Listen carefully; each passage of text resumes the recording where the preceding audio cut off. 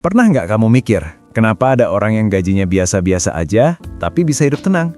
Sementara ada orang yang penghasilannya miliaran, tapi hidupnya penuh stres dan utang. Atau kenapa ada orang pinter yang bangkrut, sementara orang sederhana bisa membangun kekayaan pelan-pelan? Ternyata, masalah uang itu bukan soal matematika, tapi soal psikologi. Buku The Psychology of Money karya Morgan Housel mengungkap bahwa perilaku kita terhadap uang seringkali jauh lebih penting daripada pengetahuan finansial itu sendiri. Uang bukan hanya tentang angka, grafik, dan rumus ekonomi. Uang adalah tentang bagaimana kita berpikir, merasa, dan membuat keputusan sehari-hari. Ada orang yang kaya tapi tetap merasa miskin. Ada orang yang sederhana tapi hidupnya penuh kebahagiaan. Apa bedanya? Bukan jumlah uangnya, tapi bagaimana mereka memandang dan mengelola uang itu. Melalui 20 bab, Morgan Housel mengajak kita memahami sisi emosional, psikologis, dan bahkan irasional dari cara kita memperlakukan uang. Mulai dari rasa cukup, pentingnya menabung, peran keberuntungan, sampai seni mempertahankan kekayaan. Kalau kita bisa memahami psikologi uang, kita bukan cuma bisa lebih bijak dalam mengelola finansial, tapi juga bisa hidup lebih tenang, bebas, dan bahagia. Setelah tahu bahwa uang bukan sekedar soal angka, mari kita mulai dari bab pertama. No one's crazy. Pernah nggak kamu heran dengan keputusan finansial orang lain? Misalnya, ada orang yang rela utang puluhan juta hanya demi pesta pernikahan mewah. Padahal mereka tahu nanti hidupnya bakal susah bayar cicilan. Atau ada orang yang gajinya kecil, tapi nekat investasi besar-besaran, berharap jadi kaya mendadak. Dari luar, kita mungkin berpikir, gila, kok bisa sih mereka bikin keputusan kayak gitu? Tapi tunggu dulu, mungkin yang gila itu bukan mereka, melainkan cara kita melihatnya. Morgan Housel membuka dukunya dengan sebuah pengingat sederhana. Tidak ada orang yang benar-benar gila soal uang. Semua orang punya alasan, punya cerita, dan punya pengalaman yang membentuk cara mereka memperlakukan uang. Coba bayangkan dua orang. Yang pertama lahir di era 1960-an, saat ekonomi stabil, lapangan kerja mudah, dan harga barang murah. Yang kedua, lahir di era krisis moneter 1998 saat banyak orang kehilangan pekerjaan, harga melambung, dan hidup penuh ketidakpastian. Kira-kira, apakah cara mereka melihat uang akan sama? Tentu tidak. Yang satu mungkin lebih optimis soal investasi, sedangkan yang lain mungkin lebih waspada dan memilih simpan uang di bawah bantal. Housel menekankan bahwa pandangan kita terhadap uang bukan dibentuk oleh teori ekonomi, melainkan oleh pengalaman pribadi. Misalnya, orang yang pernah ditipu investasi akan lebih curiga pada peluang baru. Orang yang melihat keluarganya bangkrut karena bisnis mungkin memilih kerja tetap dan main aman. Sebaliknya, orang yang tumbuh di lingkungan penuh peluang mungkin lebih berani ambil resiko. Nah, disinilah letak masalahnya. Kita sering menganggap keputusan orang lain salah hanya karena berbeda dengan kita. Padahal yang terjadi adalah mereka hidup dengan peta yang berbeda. Housel memberi contoh. Investor di Amerika Serikat tahun 1930-an yang hidup di masa Great Depression sangat trauma dengan pasar saham. Sementara generasi berikutnya yang tumbuh di era booming ekonomi jauh lebih optimis. Apakah yang satu salah dan yang lain benar? Tidak, mereka hanya berangkat dari pengalaman yang berbeda. Pesan besar dari bab pertama ini adalah berhenti membandingkan diri dengan orang lain. Kalau ada orang yang memilih gaya hidup hemat ekstrem, jangan buru-buru menghakimi. Kalau ada orang yang boros beli barang mahal, mungkin itu cara mereka mengekspresikan diri. Yang penting adalah kita memahami diri sendiri, apa pengalaman yang membentuk kita, dan apa tujuan finansial yang ingin kita capai. Karena pada akhirnya, dalam dunia uang, tidak ada satu kebenaran absolut yang cocok untuk semua orang. Yang ada hanyalah apa yang masuk akal untuk kita masing-masing. Luck and risk. Pernah nggak kamu lihat orang sukses besar, lalu kamu berpikir, wah, dia pasti kerja keras banget. Tapi di sisi lain, ada juga orang yang kerja keras seumur hidup, tapi tetap hidup pas-pasan. Jadi sebenarnya apa bedanya mereka? Apakah semua soal kerja keras, atau ada faktor lain yang sering kita lupakan? Morgan Housel menjelaskan di bab ini, keberhasilan finansial bukan hanya soal usaha, tapi juga soal keberuntungan dan risiko. Kita sering terjebak pada cerita sukses yang menginspirasi, misalnya orang-orang seperti Bill Gates atau Elon Musk. Media selalu menceritakan betapa pintar, gigih, dan visionernya mereka. Tapi yang jarang dibicarakan adalah peran keberuntungan dalam perjalanan mereka. Contoh nyata, Bill Gates. Ia beruntung bersekolah di salah satu sekolah langka di Amerika yang pada tahun 1968 sudah punya komputer. Padahal saat itu hampir tidak ada sekolah lain yang punya akses serupa. Tanpa keberuntungan kecil itu, mungkin ceritanya akan berbeda. Di sisi lain, ada orang yang punya potensi sama besar, tapi terkena risiko yang tak terduga, seperti krisis ekonomi, penyakit, atau bahkan kecelakaan. Mereka mungkin tidak pernah mendapat kesempatan yang sama. Artinya, kesuksesan tidak bisa dijelaskan hanya dengan kerja keras. Selalu ada unsur luck atau keberuntungan, dan risk atau risiko yang berjalan berdampingan. Housel mengingatkan, jangan cepat mengidolakan orang sukses tanpa melihat konteks. Dan jangan pula merendahkan orang yang gagal, karena mungkin mereka hanya terkena risiko yang tidak bisa mereka kendalikan. Analogi sederhananya seperti ini. Bayangkan kamu main catur. Kehebatanmu tentu penting, tapi kalau lawanmu tiba-tiba jatuh sakit di tengah permainan, kamu bisa menang karena faktor luar yang bukan hasil kemampuanmu. Itu contoh luck. Sebaliknya, meski kamu jenius, bisa saja kalah hanya karena satu kesalahan kecil atau faktor eksternal. Itu risk. Pesan penting dari bab ini adalah, jangan menilai orang hanya dari hasil akhirnya, karena di balik itu ada faktor yang tak terlihat. Fokuslah pada apa yang bisa kita kendalikan, usaha, sikap, dan keputusan. Sadar bahwa dalam hidup, kita semua bermain dengan kartu yang berbeda. Ada yang dapat kartu bagus, ada yang dapat kartu buruk. Tapi yang terpenting adalah bagaimana kita memainkan kartu yang ada di tangan kita. Pada akhirnya, sukses dan gagal bukan sekedar hitam putih. Ada nuansa di antaranya, yaitu keberuntungan dan risiko yang berjalan berdampingan. Pernah nggak kamu merasa apapun yang kamu punya rasanya nggak pernah cukup? Baru beli HP, keluar lagi model terbaru. Baru naik gaji, tiba-tiba standar hidup juga ikut naik. Seakan-akan berapapun yang kita dapat, selalu ada rasa kurang. Kenapa ya? Manusia nggak pernah merasa cukup. Morgan Housel di bab ini menyampaikan sebuah pelajaran penting. Banyak orang terjebak dalam perangkap tidak pernah cukup. Kita sering mengira bahwa semakin banyak uang, semakin bahagia kita.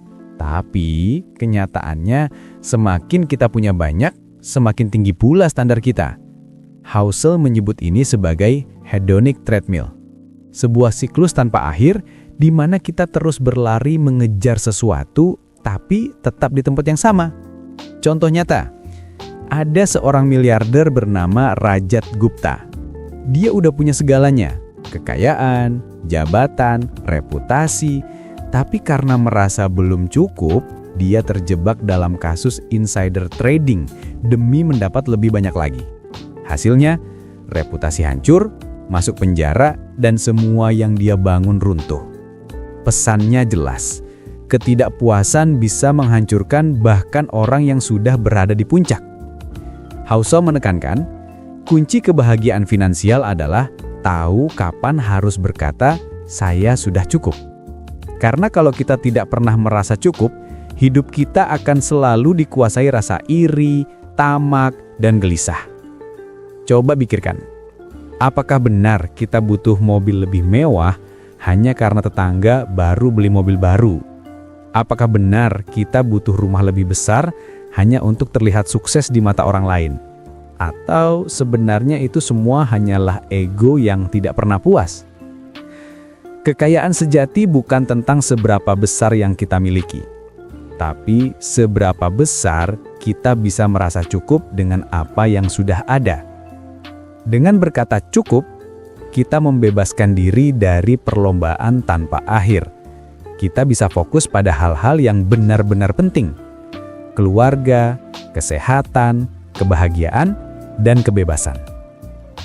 Housel menutup bab ini dengan pesan sederhana tapi dalam.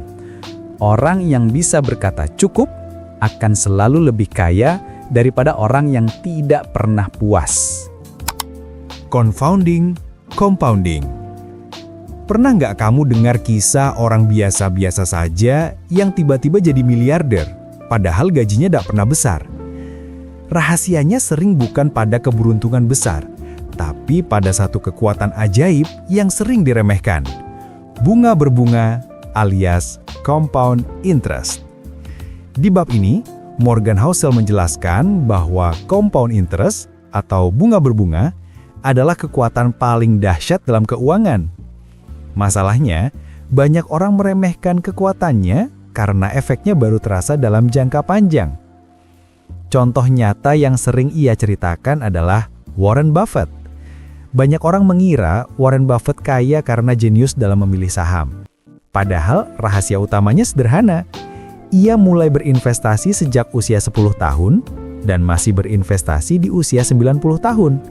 Artinya, ia memberi waktu lebih dari 80 tahun untuk kekuatan bunga berbunga bekerja. Kalau dipikir-pikir, sebagian besar kekayaan Buffett bukan datang dari keputusan super pintar, tapi dari konsistensi dan waktu. Bayangin begini, kalau kamu investasikan uangmu 10 juta dengan return 10% per tahun, dalam 1 tahun mungkin cuma jadi 11 juta. Terlihat kecil kan? Tapi kalau dibiarkan terus tumbuh selama 40 tahun tanpa diambil, nilainya bisa meledak lebih dari 450 juta. Itu kekuatan compound interest. Masalahnya, banyak orang tidak sabar. Kita ingin hasil cepat, instan, terlihat sekarang juga. Padahal, compound interest bekerja seperti menanam pohon. Di awal tidak terlihat, tapi jika sabar menunggu, hasilnya bisa sangat besar. Housel menekankan, kunci membangun kekayaan bukan seberapa pintar kamu, tapi seberapa sabar kamu.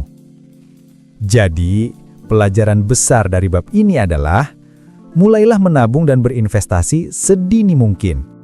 Biarkan uang bekerja untukmu dengan waktu panjang. Jangan meremehkan pertumbuhan kecil, karena dalam jangka panjang, ia bisa menghasilkan sesuatu yang luar biasa. Compound interest memang membingungkan kalau dilihat jangka pendek, tapi ajaib kalau dilihat jangka panjang. Getting wealthy versus staying wealthy. Tahu nggak? Membangun kekayaan dan mempertahankannya itu dua hal yang sangat berbeda. Banyak orang bisa jadi kaya, tapi nggak banyak yang bisa tetap kaya. Kenapa ya? Begitu banyak orang naik ke puncak, tapi kemudian jatuh dengan cepat. Morgan Housel menjelaskan bahwa membangun kekayaan butuh satu jenis keahlian, sedangkan mempertahankan kekayaan butuh keahlian lain. Untuk menjadi kaya, biasanya orang butuh keberanian, berani ambil resiko, berani mencoba hal baru, berani bekerja keras, dan kadang juga berani berbeda dari orang lain. Tanpa keberanian itu, sulit untuk naik level. Tapi, mempertahankan kekayaan justru membutuhkan sifat yang hampir kebalikannya, kehati-hatian, kerendahan hati, dan kesabaran. Karena semakin tinggi posisi kita, semakin besar pula resiko jatuh. Housel memberi contoh. Banyak pengusaha sukses yang akhirnya bangkrut, bukan karena mereka kurang pintar, tapi karena mereka terlalu serakah, terlalu percaya diri, atau terlalu yakin bahwa keberuntungan akan terus berpihak pada mereka. Orang yang bisa mempertahankan kekayaan biasanya punya pola pikir, selalu sadar resiko. Mereka tahu kondisi bisa berubah kapan saja. Tidak serakah. Mereka bisa berkata, cukup ketika sudah mencapai target tertentu. Selalu punya cadangan. Mereka menyisahkan ruang untuk kesalahan, tidak bertaruh habis-habisan. Analogi sederhananya, membangun kekayaan itu seperti naik gunung. Kamu butuh tenaga, keberanian, dan tekad untuk sampai ke puncak. Tapi, bertahan tetap hidup dan turun dengan selamat itu butuh kesabaran, perhitungan, dan kewaspadaan. Jadi, pelajaran dari bab ini jelas. Jangan hanya fokus pada bagaimana cara kaya, tapi juga pikirkan bagaimana cara tetap kaya. rendah hati lebih penting daripada pintar. Dan ingat, dalam finansial, bertahan hidup atau survival sering lebih penting daripada menang besar. Karena pada akhirnya, kaya itu bukan hanya tentang mencapainya sekali, tapi tentang bisa menjaganya sepanjang hidup. Tails, you win. Pernah nggak kamu merasa gagal berkali-kali, sampai berpikir hidupmu nggak akan berubah? Tapi coba bayangkan, bagaimana kalau ternyata kesuksesan besar seringkali datang hanya dari 1 atau 2 keputusan penting saja, sementara puluhan kegagalan sebelumnya nggak terlalu berarti. Morton Housel di bab ini menjelaskan fenomena menarik. Dalam hidup, sebagian besar hasil besar datang dari segelintir peristiwa kecil yang benar-benar berhasil. Dalam dunia investasi, ini dikenal dengan istilah tail events. Maksudnya, hasil besar biasanya datang dari kejadian langka yang jarang terjadi, tapi dampaknya luar biasa. Contoh nyata bisa kita lihat di dunia teknologi. Google menghasilkan sebagian besar pendapatannya hanya dari mesin pencari dan iklan, meski mereka punya banyak produk lain. Amazon sukses besar bukan dari semua eksperimen mereka, tapi terutama dari Amazon Web Services atau AWS, yang dulunya hanya proyek sampingan. Bahkan dalam dunia musik, banyak penyanyi butuh puluhan lagu, tapi kadang hanya 1 lagu hits yang membuat karir mereka meledak. Artinya, kamu boleh gagal berkali-kali, selama kamu bertahan cukup lama, untuk menemukan satu peluang besar yang mengubah segalanya. Morgan Housel menekankan bahwa orang sukses bukanlah mereka yang selalu benar dalam setiap langkah, tapi mereka yang sabar menghadapi kegagalan, dan terus mencoba sampai akhirnya menemukan tail event yang luar biasa. Analogi sederhananya seperti bermain baseball. Kamu bisa gagal memukul berkali-kali, tapi 1 pukulan home run bisa membuatmu jadi pahlawan tim. Jadi, pelajaran penting dari bab ini adalah jangan takut gagal. Gagal itu bagian dari proses. Yang penting bukan berapa kali kamu benar, tapi seberapa besar dampak ketika kamu benar. Fokus pada bertahan hidup, konsistensi, dan kesabaran, karena kesuksesan besar seringkali datang di waktu yang tidak terduga. Dengan kata lain, 1 kemenangan besar bisa menutupi puluhan kegagalan kecil. Freedom. Kalau ditanya, apa tujuan mencari uang? Banyak orang jawab, untuk beli rumah, punya mobil, atau liburan ke luar negeri. Tapi, coba pikir lagi. Apakah itu tujuan akhir? Atau hanya alat menuju sesuatu yang lebih dalam? Sebenarnya, tujuan utama uang bukan barang mewah, tapi satu hal yang kita semua dambakan, kebebasan. Morgan Housel di bab ini menjelaskan bahwa kekayaan sejati adalah kebebasan. Bukan sekedar kebebasan belanja, tapi kebebasan memilih hidup sesuai keinginan kita. Apa gunanya punya gaji besar kalau kamu nggak pernah punya waktu untuk keluarga? Apa gunanya rumah mewah kalau setiap hari kamu stres karena pekerjaan yang kamu benci? Apa gunanya tabungan banyak kalau kamu nggak pernah merasa bebas menikmati hidupmu? Uang seharusnya memberi kita kendali atas waktu. Kebebasan untuk memutuskan mau kerja apa, dengan siapa, kapan, dan bagaimana caranya. Contoh nyata, ada orang yang mungkin tidak punya penghasilan terbesar, tapi dia punya cukup tabungan untuk memilih berhenti kerja saat merasa lelah atau pindah ke tempat yang lebih tenang. Itu jauh lebih berharga daripada hanya sekedar angka di rekening. Housel menekankan, waktu adalah bentuk kekayaan tertinggi. Karena waktu adalah satu-satunya aset yang tidak bisa dibeli kembali. Kita sering terjebak berpikir bahwa uang untuk membeli status. Padahal nilai terbesarnya ada pada kemampuan kita bilang, aku nggak harus kerja dengan orang yang bikin aku sengsara. Aku bisa pulang lebih cepat untuk makan malam bersama keluarga. Aku bisa memilih untuk libur tanpa rasa bersalah. Itulah kebebasan sejati.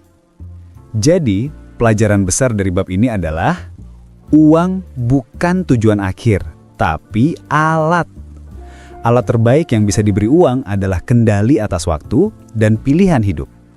Kebebasan lebih berharga daripada status, gengsi, atau barang mewah. Pada akhirnya, kaya bukan soal punya segalanya, tapi soal punya kendali atas hidup kita sendiri. Man in the Car Paradox.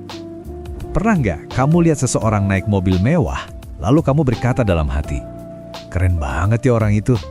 Tapi coba jujur, Apakah kamu benar-benar mengagumi orangnya, atau kamu cuma mengagumi mobilnya? Morgan Housel menyebut fenomena ini sebagai man in the car paradox. Kita sering salah paham, membeli barang mewah dengan harapan orang lain akan menghargai kita. Padahal, kenyataannya, orang lain lebih sibuk mengagumi barangnya, bukan pemiliknya. Contoh nyata, ketika kamu melihat Ferrari melintas di jalan, pikiranmu jarang berkata, "Wah, pasti pemiliknya orang hebat." Biasanya yang terlintas justru, "Kapan ya aku bisa punya mobil kayak gitu?" Jadi sebenarnya, kekaguman itu jarang tertuju pada orangnya, melainkan pada barangnya. Ironisnya, banyak orang menghabiskan uang demi barang mewah, padahal efek sosial yang mereka harapkan sering tidak benar-benar terjadi. Orang lain tidak peduli sebanyak itu, karena semua orang terlalu sibuk memikirkan dirinya sendiri. Housel menekankan bahwa status sosial lewat barang mewah adalah ilusi. Jika tujuanmu membeli sesuatu hanya demi pengakuan, kemungkinan besar kamu akan kecewa, karena pengakuan itu tidak datang sebesar yang kamu bayangkan. Jadi, apa pelajaran dari bab ini? Jangan terjebak membeli sesuatu demi gengsi atau pandangan orang lain. Ingat bahwa kebanyakan orang tidak terlalu peduli denganmu. Mereka lebih peduli pada dirinya sendiri. Kalau kamu yang ingin dihargai, carilah dari sifatmu, integritasmu, atau kebaikanmu, bukan dari apa yang kamu pakai atau kendarai. Pada akhirnya, kita lebih dihargai karena siapa diri kita, bukan apa yang kita pamerkan. Barang mewah mungkin bisa membuat orang menoleh, tapi sikap dan karakterlah yang membuat orang tetap menghargai kita. Wealth is what you don't see. Pernah nggak kamu lihat orang pakai jam tangan mewah, baju branded, atau nongkrong di tempat mahal, lalu langsung mikir, "Wah, dia pasti kaya." Tapi, tunggu dulu. Apakah benar kekayaan itu yang terlihat mata, atau justru yang tidak terlihat? Morgan Housel menjelaskan sebuah paradoks menarik. Kekayaan sejati seringkali justru tidak kelihatan. Apa maksudnya? Jam tangan mewah, mobil sport, atau liburan mahal bukan tanda kekayaan. Itu tanda pengeluaran. Kekayaan sejati adalah tabungan, investasi, dan aset yang tidak kita lihat secara langsung. Contoh sederhana, seseorang bisa terlihat kaya karena gaya hidupnya glamor, tapi sebenarnya dia penuh utang kartu kredit. Sebaliknya, ada orang yang hidup sederhana, tidak pamer, tapi diam-diam punya investasi besar yang memberinya kebebasan finansial. Itulah kenapa banyak orang salah kaprah. Mereka menyangka kelihatan kaya sama dengan benar-benar kaya. Padahal seringkali justru kebalikannya. Housel menekankan, kekayaan adalah apa yang tidak kamu lihat. Uang yang tidak kamu belanjakan, investasi yang diam-diam tumbuh di belakang layar, cadangan darurat yang membuatmu bisa tidur nyenyak di malam hari. Jadi, kalau kamu ingin benar-benar kaya, fokuslah pada membangun aset bukan sekedar menampilkan gaya. Karena gaya hidup mewah bisa membuatmu terlihat sukses, tapi kekayaan sejati membuatmu bebas memilih hidupmu. Pelajaran besar dari bab ini, jangan tertipu oleh penampilan luar. Kekayaan bukan apa yang kamu tujukan, tapi apa yang kamu simpan. Dan yang terpenting, tujuan akhir uang bukanlah dipamerkan, tapi memberi kebebasan. Dengan kata lain, kaya itu bukan soal terlihat kaya, tapi soal benar-benar aman dan bebas secara finansial. Banyak orang sibuk cari cara cepat jadi kaya. Investasi ini, saham itu, bahkan ikut tren kripto. Tapi tahu nggak? Ada satu rahasia sederhana yang jauh lebih penting dari semua strategi itu. Rahasia itu adalah menabung. Morgan Housel menegaskan, menabung adalah fondasi dari semua kekayaan. Kedengarannya sederhana, tapi justru karena sederhana, banyak orang meremehkannya. Kita sering berpikir bahwa menabung hanya untuk orang yang penghasilannya besar. Padahal, kenyataannya sebaliknya. Menabung bukan soal berapa banyak yang kamu hasilkan, tapi soal berapa banyak yang bisa kamu tahan untuk tidak dibelanjakan. Housel memberi contoh. Ada orang yang gajinya tinggi, tapi habis untuk gaya hidup. Mobil mewah, makan mahal, barang branded. Akhirnya, meski terlihat sukses, dia tidak benar-benar punya simpanan. Sebaliknya, ada orang dengan gaji biasa, tapi hidup sederhana dan konsisten menabung. Dialah yang akhirnya lebih kaya dalam jangka panjang. Menabung memberi kita 3 hal penting. Pertama, kebebasan. Dengan tabungan, kamu tidak terikat pada gaji bulanan. kamu punya ruang untuk mengambil keputusan lebih berani. Kedua, ketahanan. Tabungan adalah perisai saat keadaan buruk datang, seperti sakit, PHK, atau krisis ekonomi. Ketiga, kesempatan. Saat peluang besar datang, hanya orang dengan tabungan yang bisa mengambilnya. Hossel menekankan, kamu tidak perlu alasan khusus untuk menabung. Tidak harus beli rumah, mobil, atau liburan. Menabung demi punya pilihan di masa depan saja sudah cukup. Jadi, pelajaran besar dari bab ini adalah, kaya bukan soal besar penghasilan, tapi soal seberapa besar pengendalian diri. Menabung adalah bentuk kekuatan mental, bukan sekedar hitung-hitungan keuangan. Dan yang paling penting, menabung memberi kita kebebasan untuk hidup sesuai pilihan kita sendiri. Karena tanpa tabungan, kita hanya jadi budak gaji. Tapi dengan tabungan, kita punya kendali atas hidup kita. Reasonable lebih baik daripada rasional. Banyak pakar keuangan bilang, kalau mau sukses, kamu harus rasional. Semua keputusan harus pakai logika dan perhitungan matang. Tapi kenyataannya, manusia bukan robot. Kita nggak bisa selalu 100% rasional. Pertanyaannya, apakah itu salah? Morgan Housel menjelaskan bahwa dalam dunia keuangan, lebih penting untuk menjadi reasonable, masuk akal, daripada sekedar rasional. Kenapa? Karena keputusan keuangan bukan hanya soal angka tapi juga soal emosi, rasa aman, dan kenyamanan pribadi. Contoh sederhana, secara rasional, mungkin benar kalau semua uang sebaiknya diinvestasikan untuk mendapat imbal hasil maksimal. Tapi secara masuk akal, kita tetap butuh menabung tunai agar merasa tenang menghadapi keadaan darurat. Begitu juga dalam investasi. Rasionalnya, strategi jangka panjang adalah yang paling menguntungkan. Tapi secara manusiawi, kita butuh fleksibilitas agar tidak panik saat pasar turun. Housel memberi contoh banyak orang yang memilih melunasi hutang rumah lebih cepat padahal suku bunganya kecil. Secara matematis, ini tidak efisien.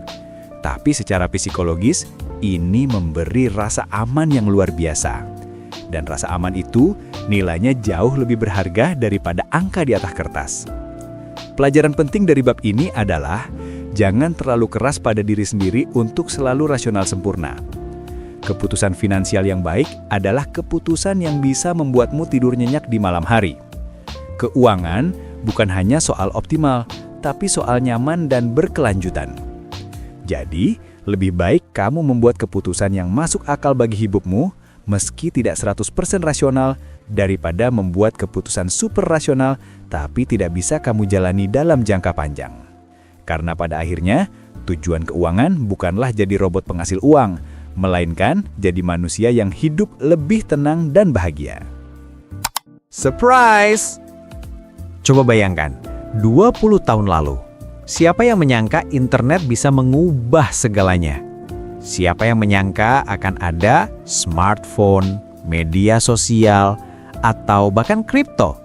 Dan siapa yang bisa menduga pandemi global bakal merumpuhkan dunia di tahun 2020?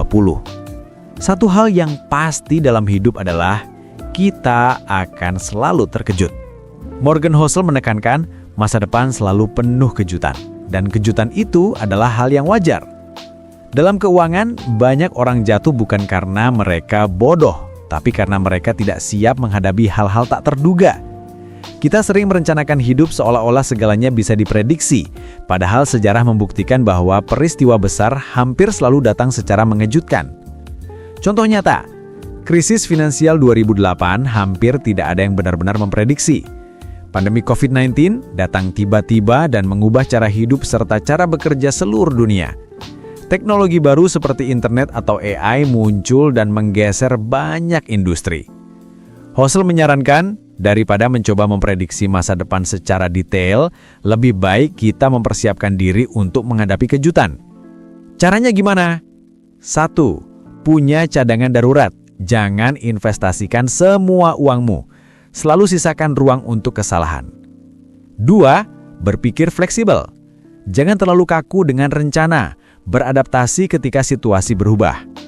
3. Terima kenyataan bahwa kejutan itu normal. Jangan panik ketika hal tak terduga terjadi, karena itulah bagian alami dari perjalanan hidup dan finansial.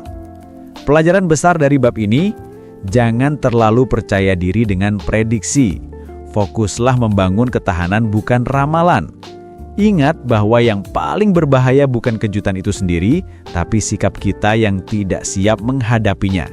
Karena pada akhirnya, dunia akan selalu memberi kita surprise. Dan yang bisa kita lakukan adalah belajar menerima, beradaptasi, dan tetap melangkah maju.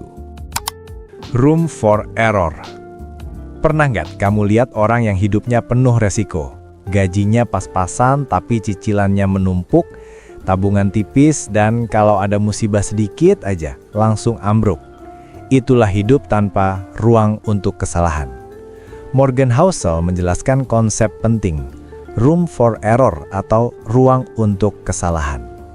Dalam keuangan, kesalahan itu adalah hal yang pasti terjadi.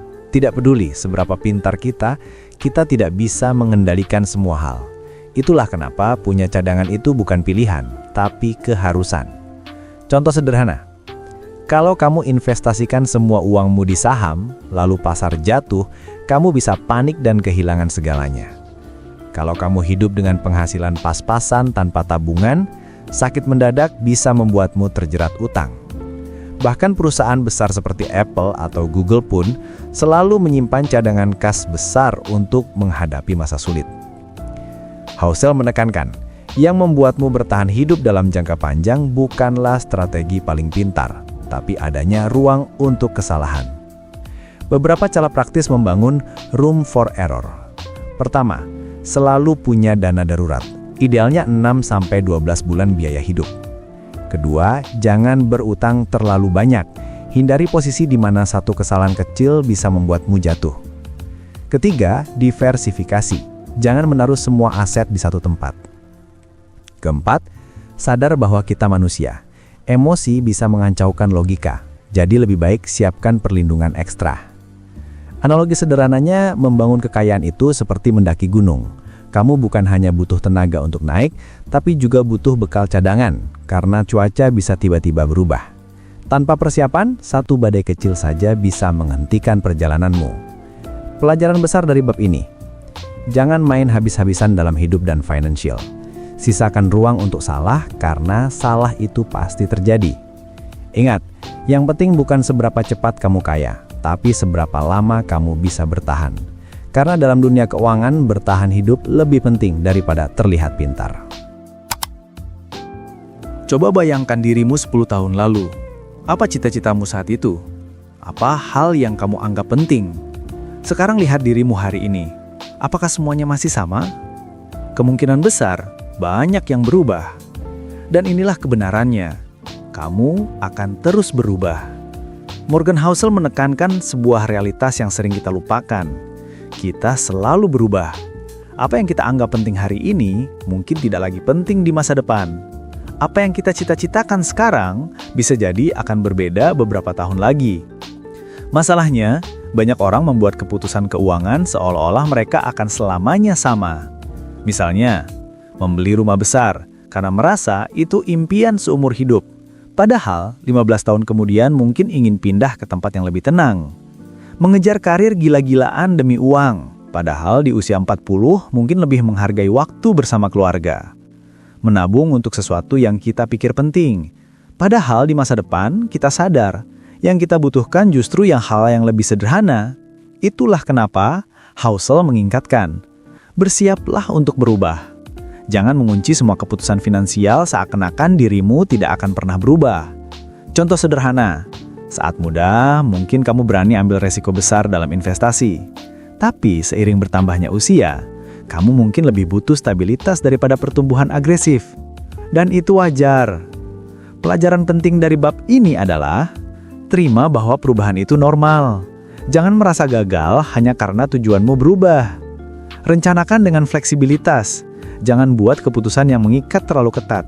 Sisakan ruang untuk beradaptasi. Kenali dirimu di masa kini, tapi jangan lupa, diri masa depanmu mungkin berbeda. Analogi sederhananya seperti ini. Kita sering meremehkan seberapa banyak kita akan berubah dalam 10 tahun. Sama seperti dulu kita meremehkan seberapa banyak kita berubah sejak 10 tahun lalu. Jadi, jangan takut berubah. Karena yang penting bukan mempertahankan versi lama dari dirimu, tapi membangun kehidupan yang tetap masuk akal untuk versi dirimu yang baru. Nothing's free.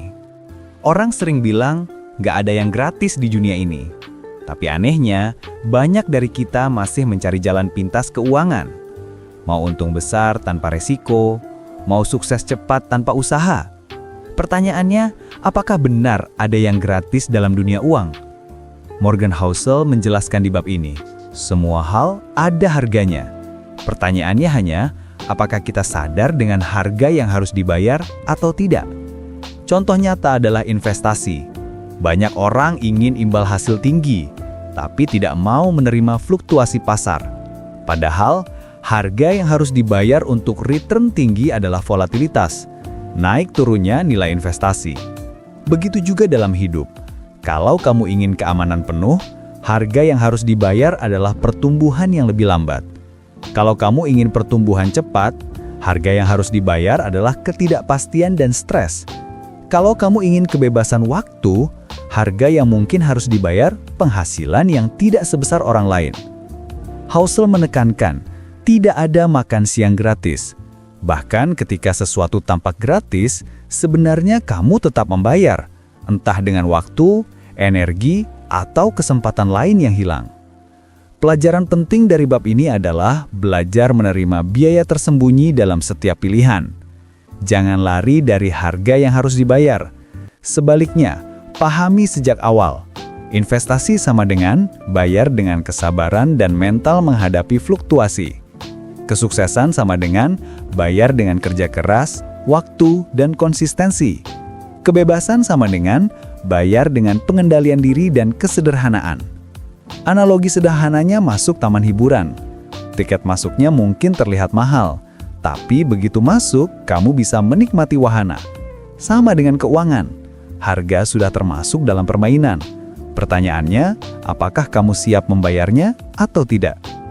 Housel menutup bab ini dengan pesan penting. Jangan takut pada biaya. Takutlah jika kamu tidak menyadari biaya yang sedang kamu bayar. You and me. Pernah nggak kamu bingung lihat keputusan keuangan orang lain? Misalnya, ada yang jual saham padahal harganya baru naik sedikit. Atau ada yang tahan bertahun-tahun meski pasar naik turun. Kadang kita heran, kok cara pikir mereka beda banget ya? Jawabannya simpel, karena mereka bukan kamu.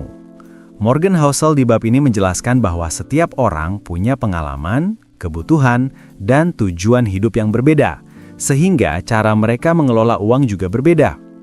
Contoh nyata, anak muda yang baru mulai bekerja mungkin lebih berani ambil resiko dalam investasi, karena dia punya banyak waktu untuk pulih kalau rugi. Sementara orang yang sudah dekat pensiun cenderung bermain aman, karena dia tidak punya banyak waktu untuk memperbaiki kerugian. Begitu juga dalam gaya hidup. Ada orang yang rela kerja lembur demi tambahan penghasilan. Ada juga yang lebih memilih waktu bersama keluarga meski harus menerima gaji lebih kecil.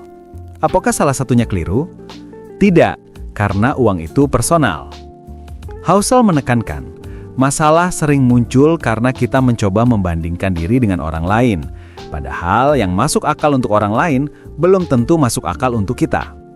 Pelajaran besar dari bab ini adalah, jangan iri dengan keputusan finansial orang lain. Mereka sedang bermain dalam permainan yang berbeda denganmu. Kenali permainanmu sendiri. Apa tujuanmu? Apakah untuk kebebasan, keamanan, atau pertumbuhan? Hormati perbedaan. Cara orang lain mengelola uang mungkin tidak masuk akal buatmu, tapi mungkin itu yang terbaik untuk hidup mereka. Analogi sederhananya, bayangkan orang main catur dan orang main sepak bola. Aturannya berbeda, tujuannya berbeda, tapi sama-sama sah. Begitu juga dengan keuangan, kita semua main permainan yang berbeda. Housel menutup bab ini dengan pesan, jangan terjebak mengikuti permainan orang lain. Fokuslah pada permainanmu sendiri. The seduction of pessimism. Pernah nggak kamu merasa berita buruk selalu lebih cepat viral daripada berita baik? Ekonomi turun sedikit saja, langsung heboh. Tapi ketika ekonomi tumbuh bertahun-tahun, jarang ada yang memperhatikan. Kenapa ya? Kita lebih gampang percaya pada hal-hal negatif. Morgan Housel menjelaskan bahwa pesimisme itu lebih menggoda daripada optimisme. Kenapa? Karena berita buruk terasa lebih mendesak, lebih nyata, dan lebih berbahaya dibanding berita baik. Otak kita memang dirancang untuk lebih fokus pada ancaman daripada kesempatan. Karena itulah cara manusia bertahan hidup sejak zaman dulu. Contoh sederhana, kalau ada berita bursa saham jatuh, semua orang panik. Tapi kalau bursa saham naik perlahan selama 10 tahun, jarang ada yang benar-benar memperhatikan. Padahal dalam jangka panjang, optimisme hampir selalu menang. Ekonomi global meski sering jatuh, tetap tumbuh jauh lebih besar dibanding masa lalu. Teknologi terus berkembang, standar hidup manusia terus meningkat. Tapi semua itu terasa lambat dan membosankan dibanding drama dari berita buruk. Housel menekankan, pesimisme memang terdengar lebih pintar, tapi optimisme yang realistis lebih bermanfaat. Pesimisme memberi rasa takut instan. Optimisme memberi harapan jangka panjang. Pelajaran besar dari bab ini adalah jangan mudah tergoda berita buruk. Lihat gambaran besarnya.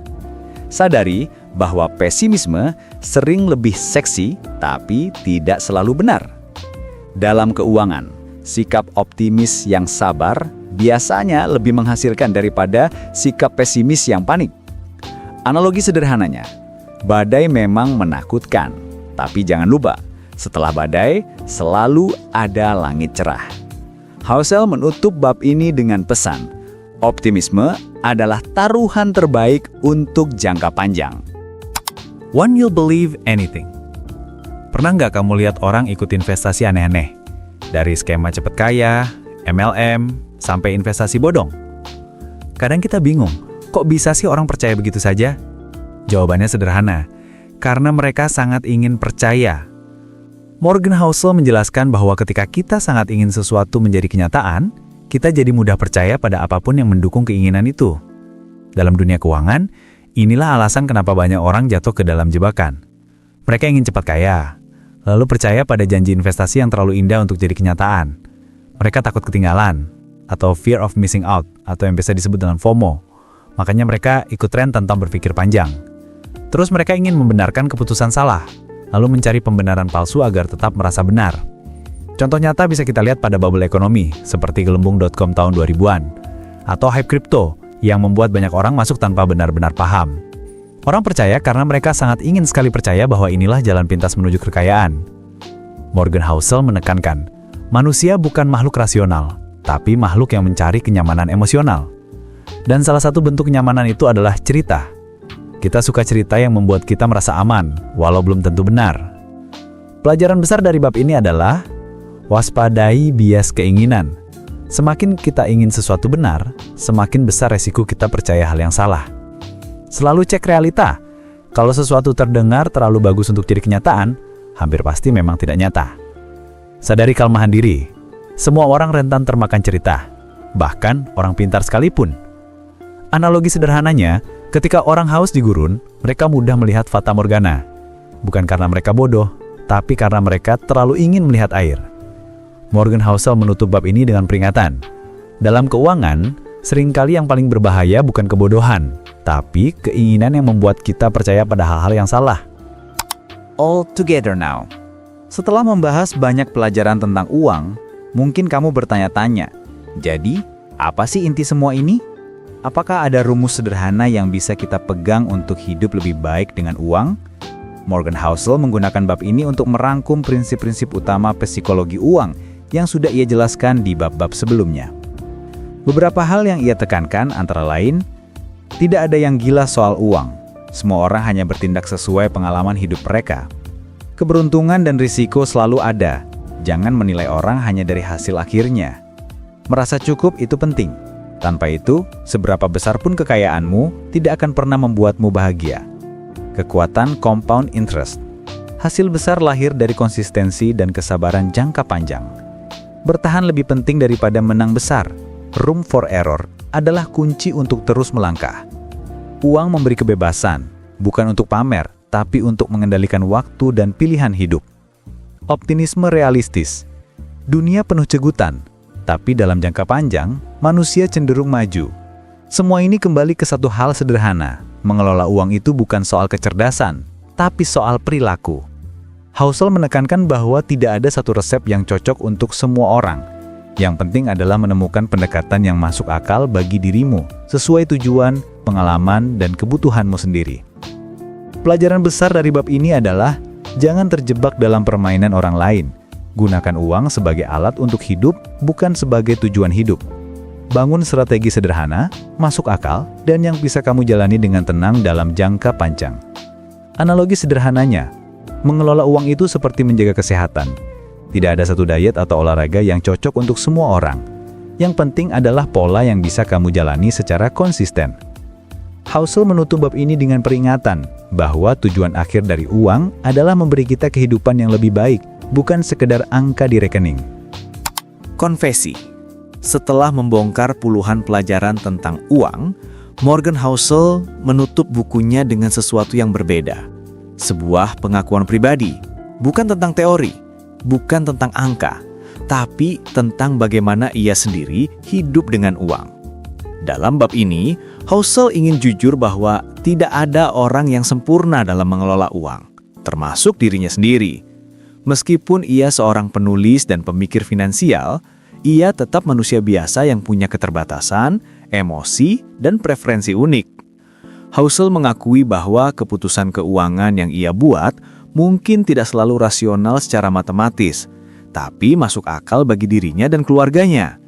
Misalnya, ia memilih melunasi hipotek rumah lebih cepat, meskipun secara finansial seharusnya uang itu bisa diinvestasikan untuk hasil lebih besar. Ia menyimpan cadangan uang tunai lebih banyak dari yang ideal, hanya karena itu membuatnya tidur lebih nyenyak. Ia mengutamakan kebebasan waktu bersama keluarga daripada mengejar penghasilan yang lebih tinggi. Intinya, Housel ingin menegaskan kembali pesan utama bukunya. Keuangan adalah soal personal. Tidak ada strategi sempurna yang berlaku untuk semua orang. Yang ada, hanyalah pilihan yang sesuai dengan hidupmu, membuatmu tenang, dan bisa dijalani dengan konsisten. Pelajaran besar dari bab terakhir ini adalah, jangan terlalu keras pada diri sendiri. Kamu tidak harus selalu mengikuti aturan emas finansial kalau itu membuatmu tidak bahagia. Keputusan terbaik bukan yang terlihat paling pintar di kertas, tapi yang membuat hidupmu terasa lebih damai. Yang terpenting, uang hanyalah alat. Alat untuk menciptakan kehidupan yang lebih bermakna sesuai nilai-nilai yang kamu yakini. Housel menutup dengan pengakuan sederhana namun kuat. Bahkan orang yang menulis tentang uang pun tetap manusia biasa yang mencari keseimbangan antara logika dan perasaan. Dan itulah inti sebenarnya dari The Psychology of Money. Bukan menjadi kaya di mata orang lain, tapi menjadi kaya dalam arti punya hidup yang tenang, bebas, dan sesuai dengan dirimu sendiri. Setelah mendengar semua pelajaran dari The Psychology of Money, satu hal jadi jelas. Mengelola uang bukanlah soal siapa paling pintar, siapa paling kaya, atau siapa paling jago investasi. Tapi soal siapa yang bisa memahami dirinya sendiri dan membuat keputusan yang membuat hidupnya lebih tenang. Morgan Housel mengingatkan kita bahwa tidak ada aturan tunggal dalam uang, karena setiap orang punya pengalaman, tujuan, dan permainan yang berbeda. Kesuksesan finansial bukan hanya tentang menghasilkan banyak uang, tapi juga tentang bisa mempertahankan, menikmati, dan hidup sesuai pilihan kita. Kekayaan sejati bukanlah mobil mewah, rumah besar, atau saldo rekening, melainkan rasa cukup, kebebasan waktu, dan ketenangan batin. Buku ini mengajarkan kita bahwa psikologi lebih penting daripada matematika, karena seringkali yang menentukan bukan strategi paling rumit, tapi kebiasaan kecil, menabung, bersabar, rendah hati, dan tidak serakah. Jadi kalau ada satu pesan utama dari The Psychology of Money, itu adalah gunakan uang sebagai alat untuk membangun hidup yang lebih baik, bukan sebagai tujuan hidup itu sendiri. Semoga rangkuman ini bisa membuka mata kita semua bahwa uang hanyalah bagian kecil dari hidup. Yang jauh lebih besar adalah bagaimana kita menggunakannya untuk menciptakan kebebasan, kebahagiaan, dan makna dalam hidup.